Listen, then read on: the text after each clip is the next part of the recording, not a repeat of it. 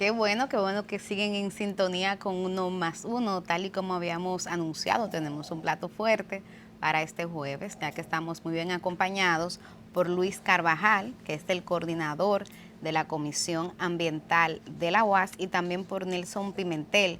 Él es especialista en Derecho Ambiental. Ambos, dos luchadores probados a lo largo del tiempo por la defensa del derecho ambiental, pero sobre todo de las áreas protegidas en la República Dominicana. Bienvenidos a Uno más Uno, esta es su casa y ustedes lo saben. ¿Cuál es el balance que ustedes tienen de la situación ambiental ahora? Bueno, la situación ambiental ahora es la continuidad de un proceso de deterioro que se inició hace mucho tiempo y que ha tenido como responsable principal la falta de institucionalidad, o peor aún, la institucionalidad pervertida del propio Estado, que ha sido indolente frente a los problemas, incumplidor de los mandatos que establecen las leyes frente al problema ambiental y uno de los principales violadores ambientales. Fíjate que cada vez que tú oyes hablar de grandes extracciones de agregado en un sitio, una de las excusas que te dicen es que es para una obra del Estado, o intervino tal o cual funcionario, o en última instancia ha habido cierto descuido y con mucha frecuencia casi una especie de colaboración de parte del ministerio. Ahora, como hablamos de balance, y el balance implica sumas y restas, nosotros creemos que hay también algunos avances, creemos que hay algunos elementos que han mejorado. El principal avance, decía ayer en un programa al que me invitaron, tiene que ver con un área que poca gente se imagina, porque es muy notorio y yo creo que hay dos ministerios que tienen que recuperar esto para sí. Uno es el de educación y otro es el de cultura, porque el mayor avance está en la literatura de ciencia ficción que se elabora desde el ministerio, alrededor de presentar una realidad que, bueno, que nosotros puede formar parte de ese realismo mágico latinoamericano, donde la ficción supera en mucho la realidad. Por ejemplo, todos los gobiernos, absolutamente todos, incluyendo este que no podía quedarse fuera, te hablan de niveles de... Ellos usan la palabra reforestación para hablar de la siembra masiva, fundamentalmente de especies introducidas. Este gobierno dice que ha sembrado 24.7 millones de plantas y, bueno, lo que somos un poco del sector sabemos que una cosa es decir que se han sembrado esa cantidad de plantas y la otra cosa es que se hayan sembrado.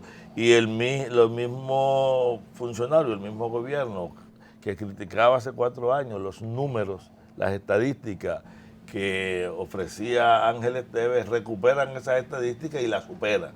Entonces, en ese sentido nosotros tenemos una narrativa común alrededor de que cada gobierno cuando llega encuentra un desastre y todavía, sí, habiendo hecho mucho en los medios y muy poco en el territorio, ya cuando está a término ha prácticamente solucionado. Yo pienso que si se sigue este ritmo de reforestación tendremos que pedirle terreno a Brasil o a Canadá para poder completar la jornada porque ya el territorio nacional. Pero creo que hay 3 características fundamentales. Tenemos un deterioro de muchos ecosistemas, en muchos lugares donde se ha intervenido, se ha deteriorado el ecosistema con la introducción inadecuada de especies, porque se puede hacer tanto daño sembrando como tumbando. Cuando nosotros, por ejemplo, producimos especies que son invasoras, por lo general especies que totalmente inadecuadas y no corresponden a un programa técnico científico de recuperación con incorporación y participación social, que montada sobre la base de operativos, sino de políticas continuas, está claro que esto te conduce al punto en el que estamos. Yo creo que ha habido, a pesar de todo esto, por ejemplo, se ha incrementado formalmente el número de áreas protegidas, pero se ha disminuido profundamente la protección del Sistema Nacional de Áreas Protegidas y continúa un deterioro. Ya. Todavía no hemos sacado los aguacates de Sierra, del Bauruco Oriental. Este gobierno cumple 4 años. Ha tenido 2 ministros de Medio Ambiente. En ambos casos, hemos visto a dos personas muy empeñadas en tratar de revertir la situación. Por supuesto que no bastan las intenciones, hay que ver los resultados. Porque Orlando Jorge Mera, después de muerto todavía, uno descubre cómo él se empeñó en tratar de ver cómo revertir o cómo parar el proceso de deterioro que viene desde lejos. Y Miguel Seara Hatton, pues es un hombre también con mucho compromiso con el sector. Resultados de esto. ¿Qué le impide avanzar en la protección de lo que tenemos y en la recuperación de lo que hemos perdido? Nelson. Buen día, señores. Miren, yo pienso tres cosas. Creo que la intención, como tú señalas, Alberto, es buena. Yo pienso que el ministro Seara Hatton es una persona bien intencionada, no es un técnico en el área. El ministerio tiene una falencia histórica.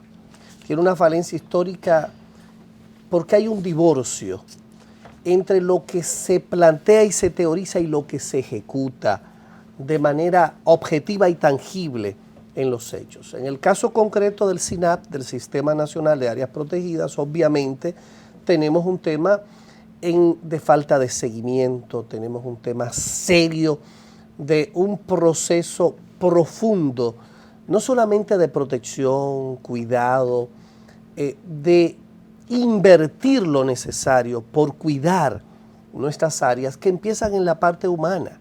Nuestras áreas inclusive, la naturaleza es tan sabia que si tú la dejase sin intervenirla, sin tocarla, sola hace su proceso de restaurarse. Porque la sabiduría de la naturaleza es profunda. ¿Por qué las áreas están deterioradas? Sencillamente porque permitimos que haya un proceso permanente de incursión, de afectación y agresión al Sistema Nacional de Áreas Protegidas.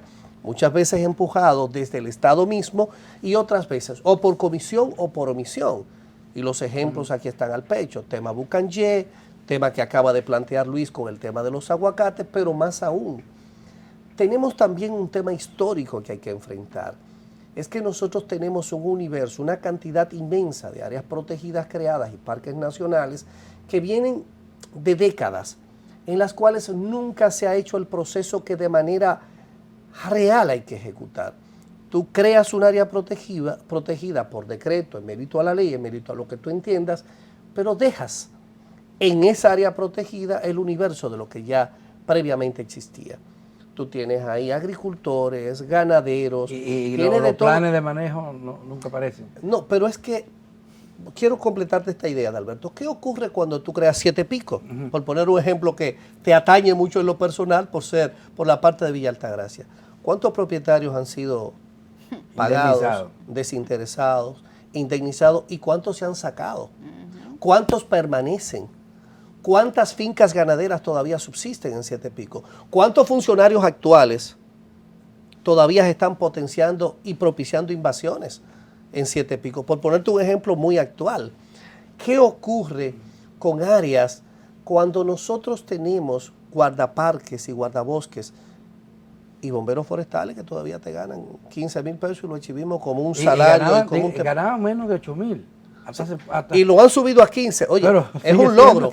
Pero tú agarras a un bombero que te deja la vida, te deja, como decimos los dominicanos, el forro, en medio de un tema como este, con una situación de miseria, pero se ha avanzado. Yo creo que hay la intención, como señalaba Luis, de propiciar al ministerio desde el punto de vista tecnológico avanzado. Yo pienso que están trabajando en el área de permisología, eso es interesante. Eso ha mejorado un poco. Sí, de hecho se ha sistematizado. Vamos a ver qué ocurre en la práctica. O sea, la sistematización ha avanzado y creo que hay una intención en ese sentido, sería muy justo si no lo planteamos.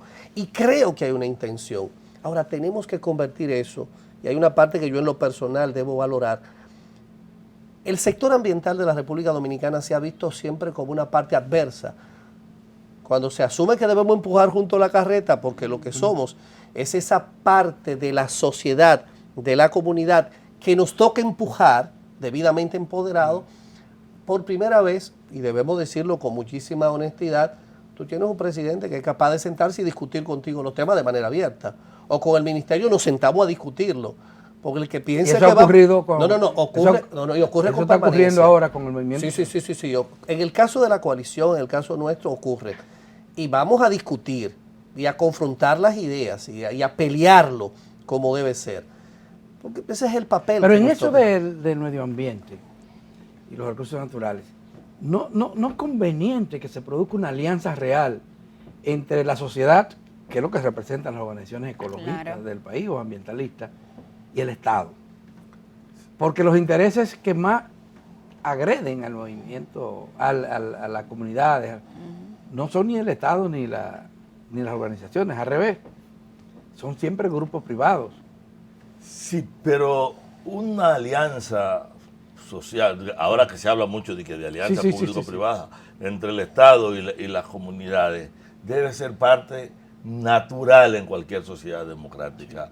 Pero ocurre que el Estado dominicano ha estado casi siempre al servicio de esos intereses privados y por lo tanto la sociedad aparece como un espacio de resistencia. Y el movimiento ambiental aparece siempre como un movimiento contestatario a las políticas públicas, porque aun cuando en sus enunciados pueden aplaudirse, porque hay muchas decisiones que se han anunciado en todos los gobiernos, que desde la perspectiva ambiental serían plausibles, su ejecución está muy lejos de la práctica. Se quedan en anuncios. Entonces hay un problema de que las políticas públicas tienen que ser consistentes y coherentes. Tú no puedes hablar, por ejemplo, de una política de manejo del territorio desde un espacio y tener, para ponerte un ejemplo, un espacio como el IAD, promoviéndote ocupaciones del territorio que chocan con las políticas centrales del territorio. Tú no puedes tener un deseo de controlar, por ejemplo, la calidad de los ríos, evitando la extracción de agregados, etcétera, etcétera, y tener un reclamo para obras públicas y para obras civiles que tengan que ver con el Estado. Hay que aclarar una cosa pretende ir allí, con pero- eso de las obras públicas. Sí, sí, Casi siempre los constructores sí. que van para dar a los ríos te alegan esto es para una obra del Estado, pero ellos están cobrando por eso. Eso no es... Ahí hay tres No fraudes. están haciendo- juntos. Sí, no, pero, Sí, yo, sí. pero yo te voy a dar un dato. La República Dominicana tiene suficientes áridos para todas las obras públicas del país durante los próximos 30, 40 años y para las islas, sin necesidad de tocar el río. Sí. Sin necesidad de tocar un solo río del país. Pero es más fácil cogerla de ahí. No, cerca. porque hay un tema de direccionar y además hay una distorsión técnica en el ministerio. Y lo voy a plantear, y lo he reiterado, lo voy a replantear hoy. Las canteras secas, el país debe tener 400, 500 áreas. Quizá estoy un poquito dilatando, pero en este momento hay 467 concesiones y permisos, creo, o en proceso o identificado como cantera seca. ¿Qué es una cantera seca? Hay que distinguir la característica técnica de una cantera. Generalmente está en áreas donde ambientalmente, con los debidos procesos de cuidado, es posible generar las extracciones de materiales. Pero tú tienes, Adalberto, las presas nuestras están sedimentadas todas sobre un 60%. No hay una sola presa del país que no esté sedimentada en más de un 50, 60% y a veces más.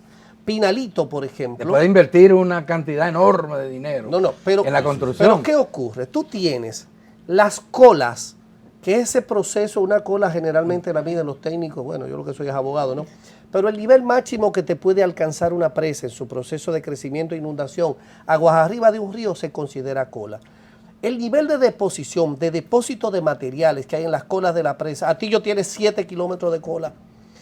Y el embalse, el vaso, debe tener sedimentado un 60%, igual está Rincón, Valdesia, están llenas de materiales, millones de metros, que es obligatorio intervenirlo.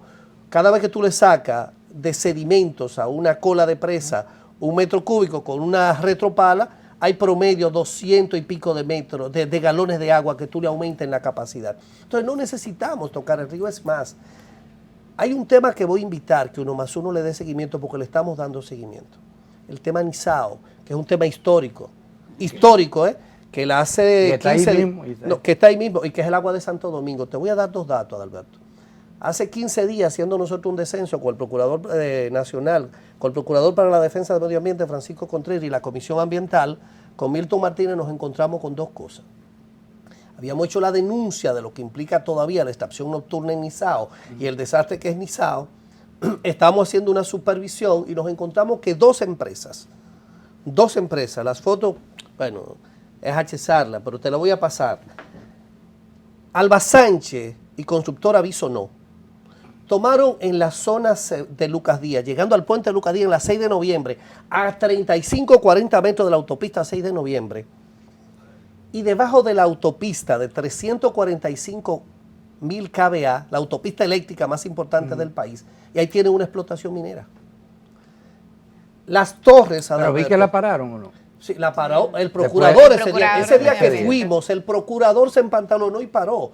Pero nos testimoniaba el coronel del CEMPA, el coronel regional del CEMPA, que no le dejaba entrar la empresa. Pero resulta que esa empresa dice a la el ministro. autoridad del Estado. No, dice el ministro. Pero ahí hay un antecedente, mataron a un campesino. Bueno, Asisto. Bueno, a Sixto Ramírez. Asisto Ramírez, un balazo en la boca.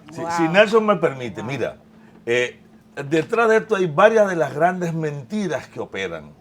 Uno es que cree que hay una definición falsa de río, porque el río es no solamente el cauce y el lecho, tú tienes una berma, tienes una llanura de inundación que puede en algunos sitios ser más pequeña y en otros mucho más amplia, y siempre que tú estés sobre la llanura de inundación del río, tú estás en parte de la estructura del río. Entonces a veces el que tú creas que te está separando a una distancia del río permite, ahora mismo yo le pido a cualquiera que me diga por dónde es que corre el río Nizao en esa zona, no lo encuentras, tú te llevas el técnico que tú quieras, no quieras porque está total y absolutamente desmadrado. Entonces, detrás de esto están las otras dos mentiras, no estamos corrigiendo el cauce. El propio ministerio explicó recientemente frente a una denuncia que no, que eso era una obra para corregir el río. Pero como corregir el río es una obra de ingeniería civil, nadie conoce el proyecto. Y de repente ellos empezaron a aplanar el material para demostrar que era para eso, que era una forma de tapar el verdadero problema frente al que estábamos. Entonces, volvemos a la pregunta central. ¿Cuál es el balance? El balance es que tenemos muchas palabras alrededor de las soluciones, que tenemos la ratificación continua de prohibir lo que prohíbe la ley y de decir esta vez sí es verdad, porque lo dijo Orlando, pero antes lo había dicho el ministro anterior, y el anterior, y el anterior, y el anterior, y el anterior, y cada uno de ellos lo dijo varias veces, igual que te lo ha dicho varias veces, y los ríos siguen siendo Tenemos que hacer una explotados. pausa, pero vamos a volver sobre el tema al regresar. Así que con el permiso de ustedes, hacemos la pausa.